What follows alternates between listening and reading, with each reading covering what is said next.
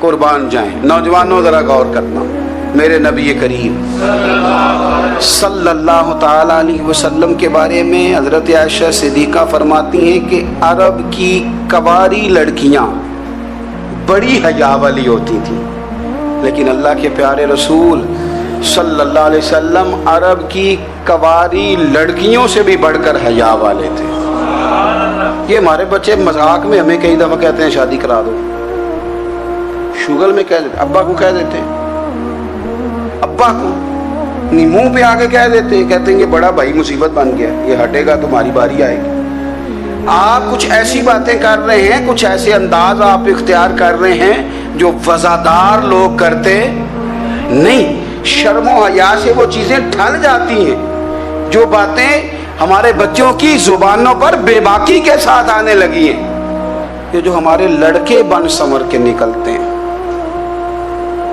یہ جو make up کا خرچہ لڑکیوں کے برابر لڑکوں کا ہوتا جا رہا ہے، یہ جو لڑکے بھی رات کو چہرے پر کریم لگا کر کے سوتے ہیں، یہ بتا سکتے ہیں کہ مقاصد کیا ہے؟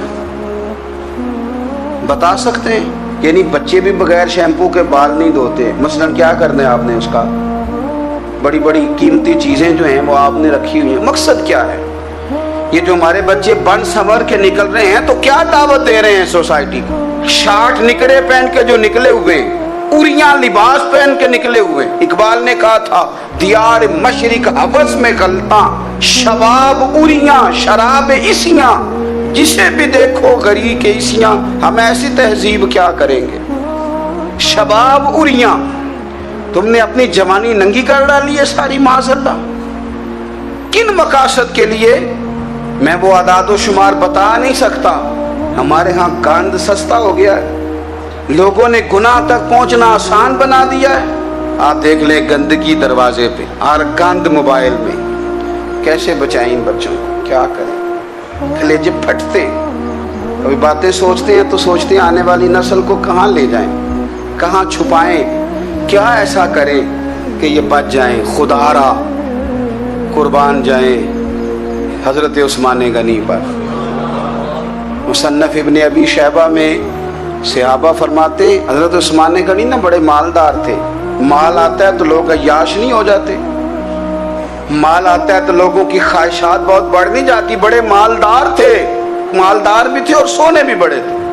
حضرت اسامہ بن زید کہتے ہیں میں نے زندگی میں اتنا سونا بندہ نہیں دیکھا جتنے حضرت عثمان غنی خوبصورت تھے، پیسہ بھی حسن بھی، لیکن فرماتے ہیں کہ حضرت عثمان غنی سب سے بڑھ کر اپنی شرمگاہ کی حفاظت کرنے والے اور سب سے بڑھ کر صلہ رحمی کرنے والے، رشتہ داروں سے اچھا سلوک کرنے والے، حیا والے، شرم والے، پاکیزگی والے۔ آپ کا ذہن ہے، آپ صبح اٹھتے ہی ذہن بنا لیں کہ میں نے آج اتنا سبق پڑھنا ہے، آج اتنی تفسیر دیکھنی ہے، اتنی عبادت کرنی ہے، فلانی نعت میں نے دیکھنی ہے، فلاں خیر کا کام کرنا ہے، فلاں آدمی کے ساتھ نیکی کرنی ہے۔ صبح ذہن بنا لیں، آپ کا ذہن وہی کام کرنے لگے گا۔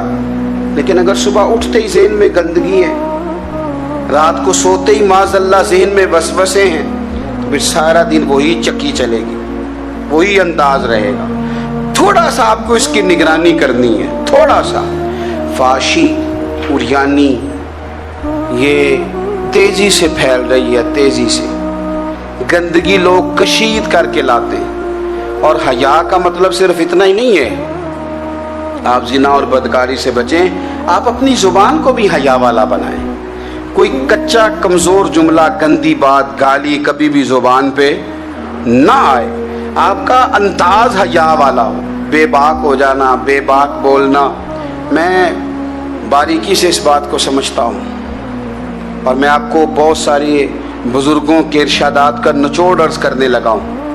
آپ اپنا ذہن صاف کر لیں، آپ کے بہت سارے کام ویسے صحیح ہو جائیں گے، چونکہ ہمارے دین کے اندر زیادہ اجر نیتوں اور ارادوں پہ ملتا ہے۔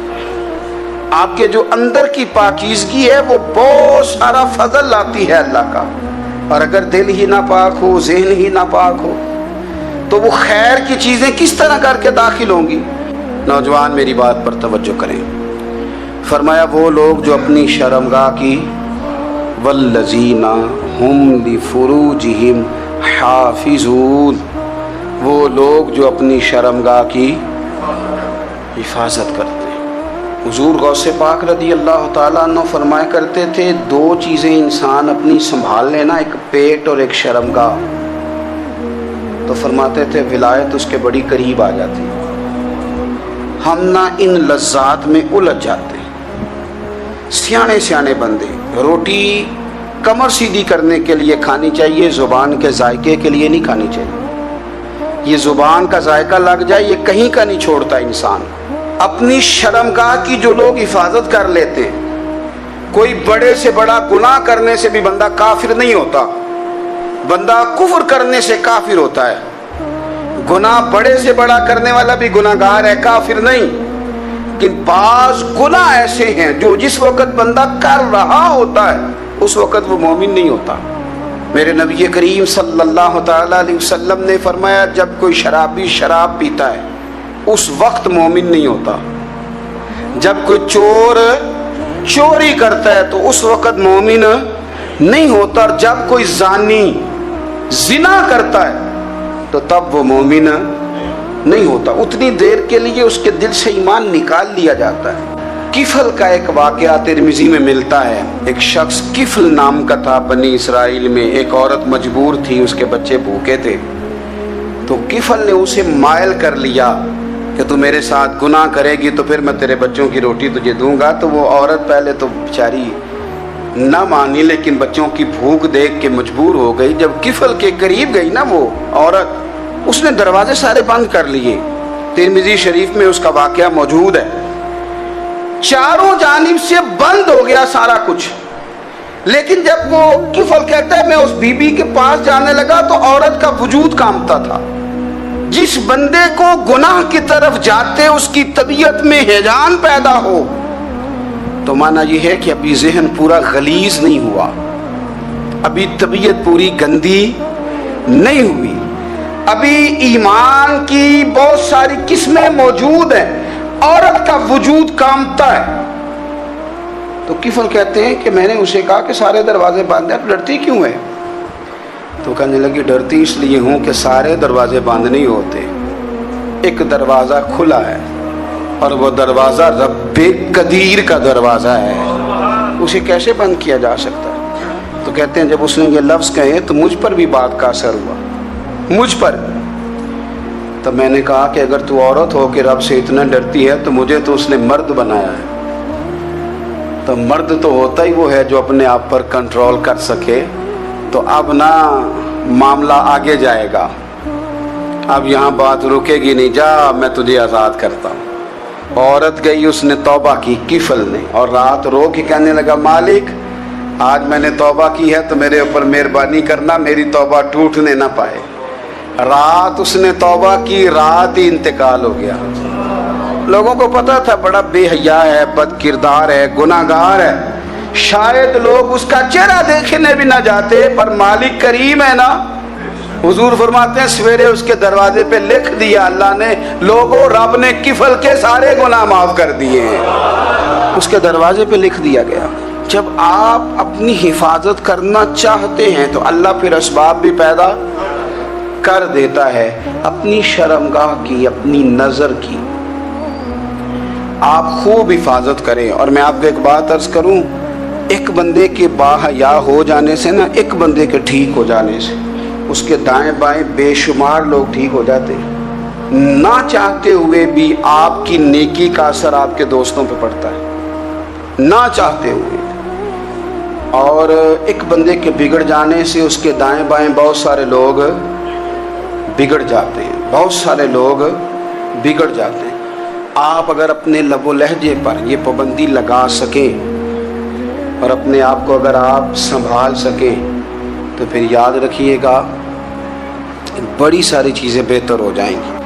اپنی شرمگاہ کی حفاظت کرنے والے الا علی ازواجہم، مگر یہ کہ اپنی بیویوں پر، او ما ملکت ایمانہم، یا اپنی شرعی باندیوں پر۔ اس زمانے میں جو لونڈی خریدی جاتی تھی اس سے بھی وطی کرنا جائز تھا، اگرچہ اب لونڈیاں موجود نہیں ہیں تو یہ فعل بھی موجود نہیں، سوائے اپنی بیویوں پر یا شرعی باندیوں پر۔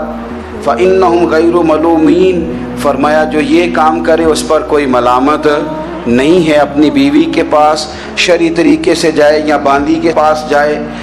फमन इब्तगा वरा ज़ालिका, और जो आदमी इसके बाद इस हद से बढ़े, इसके सिवा कुछ और करे जो बंदा, फरमाया फ़उलाइका हुमुल आदून, ये लोग हद से बढ़ने वाले हैं।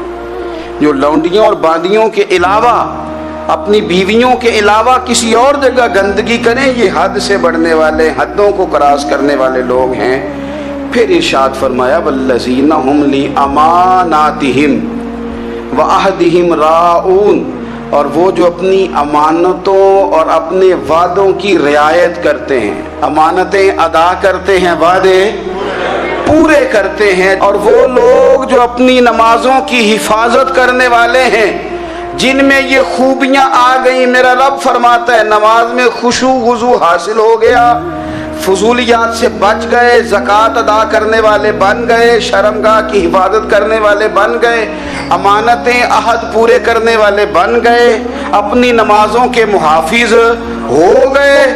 अल्लाहु अकबर, कुर्बान जाएं। मालिक फरमाते हैं उलाइका हुमुल वारिसून, यही लोग तो वारिस हैं। या अल्लाह किस चीज़ के? फरमाया अल्लज़ीना यरिसूनल फिरदौस, ये लोग जन्नत के वारिस हैं। ये जन्नत के वारिस हैं ये लोग। हुम फीहा खालिदून, और फिरदौस से, जन्नत से निकाले नहीं जाएंगे, हमेशा ही जन्नत में रहेंगे। ये आयात अल्लाह का मुतालबा भी है। ये आयात सहाबा, अहले बैत, औलिया अल्लाह, उन तमाम की सीरत का अक्स भी है। और सबसे बढ़कर सैयदा आयशा सिद्दीक़ा फरमाती हैं यही तो आयात हैं जिन्हें अच्छी तरह समझ लोगे तो तुम्हें मदीने वाले के अखलाक भी समझ में आ जाएगा, हुजूर के अखलाक भी तुम्हें समझ में आए। बड़े गौर के साथ सूरह मोमिनून की इन इब्तिदाई आयात पर गौर करना चाहिए। रब फरमाता है कद अफ़लहल मोमिनून, तहकीक मोमिन कामयाब हो गए। कौन से मोमिन? अल्लज़ीना हुम फ़ी सलातिहिम खाशिऊन, वो जो अपनी नमाजों में गिड़गिड़ाने वाले हैं, खुशू के साथ, आजिज़ी के साथ, इनकिसारी के साथ, ज़ौक़ के साथ नमाज पढ़ने वाले हैं। देखिए कुरान ने ये नहीं कहा शुरू में कि वो लोग अपनी नमाज पाबंदी से पढ़ते हैं, बल्कि फरमाया वो नमाजों में आजिज़ी करते हैं, वो नमाज में खुशू करते हैं, वुज़ू करते हैं। नमाज हम भी पढ़ते हैं। ढेर सारे लोग हैं जिनका ये मुतालबा है कि मेरा नमाज में दिल ही नहीं लगता। पहली बात तो ये है कि दिल ना भी लगे तो नमाज फिर भी पढ़नी है। और दूसरी बात ये कि दिल लगाने को भी तो कुछ इंसान के पास चीज़ें होनी चाहिए ना, कोई ज़रूरियात होती हैं। सबसे पहली बात ये कि मसला नमाज का नहीं, मसला अहमियत का है। आपने अल्लाह तबारक व तआला की ज़ात की, रब करीम के जलालत की जितनी ज़्यादा अहमियत अपने दिल में महसूस कर ली, उतना ही नमाज की तरफ तवज्जो आपकी बढ़ जाएगी। आप सादी सी मिसाल है, गौर कर लें। जितना आप अपने उस्ताद को प्रोटोकॉल देते हैं, जितनी इज्जत करते हैं, उतना ही वक्त पे आप उनके पास पहुंच भी जाते हैं। अगर आपके दिल में अहमियत नहीं है तो आप टाल देंगे। और जिस उस्ताद की अहमियत है उसके फ़ोन की घंटी बजते ही फ़ोन भी उठाया जाएगा, और बात पूरी मुकम्मल भी नहीं होगी तो कहा जाएगा जैसे आप कहेंगे। और जो वक्त वो देंगे उनसे 10 मिनट पहले पहुंचने की कोशिश भी की जाएगी। बस समझ लें दिल लगने ना लगने का मसला नहीं, अहमियत का मसला है। आप जितनी अपने मालिक की बारगाह की अहमियत समझ लेंगे, उतना ही वक्त पे मस्जिद आएंगे, उतना ही शौक से नमाज पढ़ेंगे। दूसरी बात, नमाज के तर्जुमे पे गौर करें। आप यकीन करें अगर नमाज का तर्जुमा हमें आ जाए ना तो हमें तो यूँ लगे कि हम तो अपने मालिक की बारगाह में अर्ज़ो मारूज़ करने हाजिर हुए। ये सूरह फातिहा ही देख लें आप। हुजूर फरमाते हैं, रब फरमाता है सूरत फातिहा आधी मेरी है आधी मेरे बंदे की है। जब उसने कहा अल्हम्दुलिल्लाह रब्बिल आलमीन अर्रहमानिर रहीम मालिकी यौमिद्दीन इय्याका नअबुदु व इय्याका नस्तईन, जब यहाँ तक वो लफ्ज़ कहता है तो ये हिस्सा मेरा था।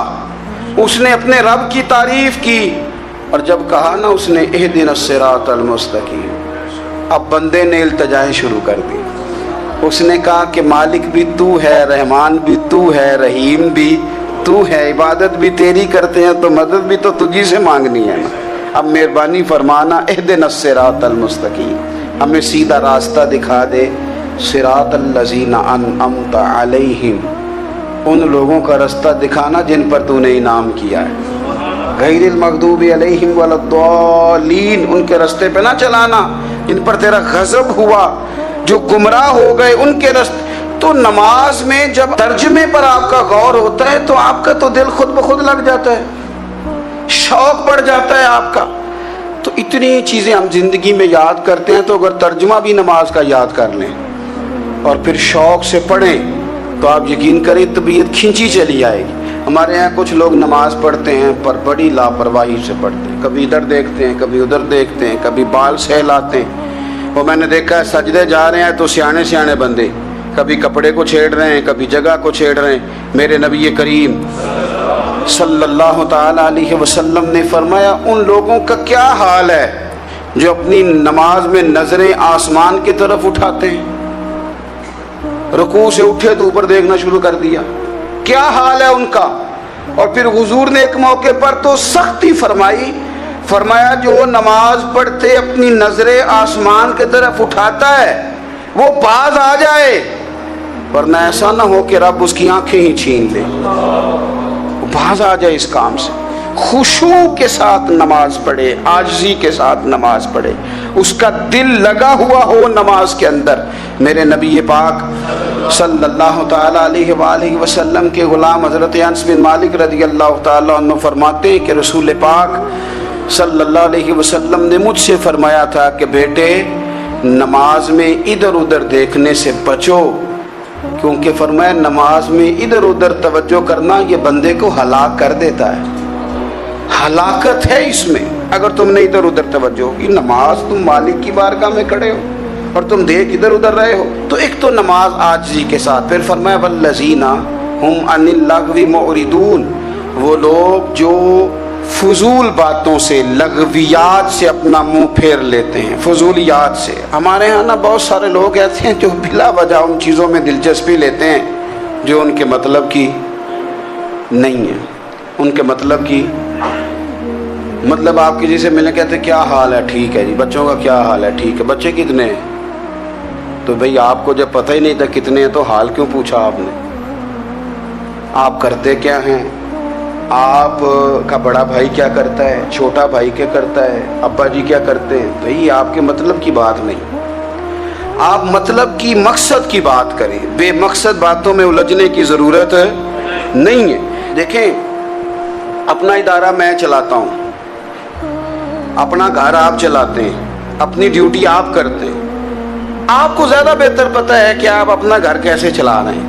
مجھے زیادہ بہتر پتہ ہے کہ میں مدرسہ مسجد, مجھے زیادہ بہتر پتہ ہے اس کے اندر کون سی اصطلاح کس طرح کرنی ہے. یہ مجھ سے زیادہ بہتر کوئی بندہ جانتا نہیں. اب ہم کیا کرتے ہیں, جب ہم دوسرے کے کام میں مداخلت کرتے ہیں تو دو نقصان ہوتے ہیں. ایک تو اس کے ساتھ ہمارا رائے کا اختلاف ہو جاتا ہے, اور دوسرا ہمارے اپنے بہت سارے کام رہ جاتے ہیں کیونکہ ہماری توجہ ہی دوسرے کی جانب تھی. اپنے بڑے سارے کام رہ جاتے ہیں. اس لیے بہت ساری ایسی چیزیں ہیں جن میں بلا وجہ کوئی مقصد نہیں. ہم پرانے لوگوں سے باتیں سنا کرتے تھے, ہمارے بزرگ کہا کرتے تھے جڑے پنڈ جانا نہیں, جڑے پنڈ جانا نہیں ہوتا راہ پوچھنے دی کی. لغویات میں نہ الجھے, فضولیات میں نہ الجھے, یعنی ٹو میں رہنا, ٹو میں. آپ یقین کریں میں نے پرسنلی طور پہ اس چیز کو محسوس کیا ہے کہ ہمارے بہت سارے اہم حقوق صرف اس لیے مس ہوتے ہیں کہ ہماری اپنے سے زیادہ توجہ سامنے والے پہ ہوتی. سامنے والے میں نے دیکھا بڑے بڑے عجیب سوال اور بڑے بڑے انوکھے سوال, مطلب یہ کہ اتنی لمبی چوڑی, اور لوگوں کو بڑا پتہ ہوتا ہے یہ فلاں آدمی جو ہے اس کے بچے کتنے ہیں, وہ بیاہ کہاں پہ ہیں, کس کس علاقے میں ان کی شادیاں ہوئی ہیں. اتنی تفصیلات کی ہمیں ضرورت نہیں ہے. ہم سے تو ہمارے بارے میں پوچھا جائے گا تو ہمیں اپنا معاملہ بڑا صاف ستھرا. دیکھیں کیا سونی بات کی مدینے والے رسول نے, قربان جائیں حضور کے جملوں پر. ایک شخص نے پوچھا حضور سونا اسلام کون سا ہے، خوبصورت مسلمان کون ہے؟ تو نبی پاک صلی اللہ علیہ وسلم نے فرمایا وہ خوبصورت مسلمان ہے جو بات اس کے مقصد کی نہیں، بے معنی ہے وہ بات وہ چھوڑ دے، بے مقصد باتوں سے الجھنا جو بندہ چھوڑ دے وہ مسلمان بڑا سونا مسلمان ہے۔ ہم کمزور اس لیے ہوتے ہیں کہ ہماری توجہ زیادہ دوسروں کی باتوں پر پڑتی ہے۔ کچھ چیزیں ایسی ہوتی ہیں جو ہم نہ فراخ دلی سے بانٹتے ہیں، اور کچھ چیزیں ایسی ہوتی ہیں جو مجبور ہو کر ہم دیتے ہیں۔ کئی دفعہ ایسا ہوتا ہے کہ سامنے والا کچھ زیادہ تکلیف میں ہوتا ہے اور ہمارے پاس بھی وسعت نہیں ہوتی، لیکن زیادہ اجر اسی بندے کو ملتا ہے جو تھوڑی تکلیف برداشت کرے اور سامنے والے کی تکلیف کو دور کرے۔ مدینہ منورہ میں نا قحط پڑ گیا تھا، غلہ نہیں ملتا تھا، تو قحط کے زمانے میں لوگ نا پھر چیزوں کو مہنگا کر کے بیچتے ہیں۔ ہمارے ہاں ایک طرف چینی کی لائنیں لگی ہوتی ہیں، دوسری دفعہ چھاپا پڑتا ہے، پورے کے پورے گودام بھرے ہوئے نکل آتے ہیں، لوگ مصنوعی قلت پیدا کر دیتے ہیں۔ حضرت عمر فاروق رضی اللہ تعالیٰ عنہ کے زمانہ نور میں قحط پڑ گیا تھا، گندم کا دانہ اس طرح ہو گیا تھا جس طرح سونا ہے۔ سیدنا عثمان غنی رضی اللہ تعالیٰ عنہ کے نا بہت سارے اونٹ غلے کے بھرے ہوئے مصر سے آئے، اور لگتا یوں ہے کہ وہ شخص آپ ہی کو غلہ دیتا تھا، کسی اور کو دیتا بھی نہیں تھا، جو اونٹ بھر کے اس نے لیے۔ تو مدینہ منورہ کے اندر جب وہ مال پہنچا نا، آپ کو بتانا یہ چاہ رہا ہوں کہ ساری تجارت بندوں سے نہیں کرنی چاہیے، کچھ اللہ سے بھی کرنی چاہیے۔ رب سے جو بندہ تجارت کرتا ہے وہ بڑا کامیاب ہوتا ہے۔ وہ غلے سے بھرے ہوئے اونٹ آپ کے پہنچ گئے تو تاجر آئے، انہوں نے آگے کہا عثمان ہم کھول کے نہیں دیکھتے کہ اندر مٹی ہے کہ سونا ہے، اور یہ بھی نہیں پوچھتے آپ نے کتنے کا خریدا ہے، آپ کی زبان پر اعتبار ہے، آپ نے جتنے کا مال لیا ہے نا ہم ڈبل دیتے ہیں، آپ ہمیں دے دیں۔ آپ فرمانے لگے نہیں مجھے زیادہ نفع ملتا ہے۔ انہوں نے کہا 2 گنا، فرمایا نہیں زیادہ ملتا ہے، کہا 3 گنا، فرمایا زیادہ ملتا ہے۔ وہ کہنے لگے اس سے زیادہ تو کوئی تاجر ہے ہی نہیں جو زیادہ دے۔ فرمایا بس مجھے ملتا ہے نا۔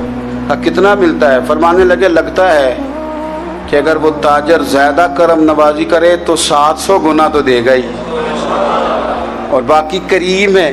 انہوں نے کہا جی نہیں اتنا نہیں ہم دے سکتے، پھر آپ بیچ لیں۔ یہ بات ہی سمجھ میں نہیں آتی۔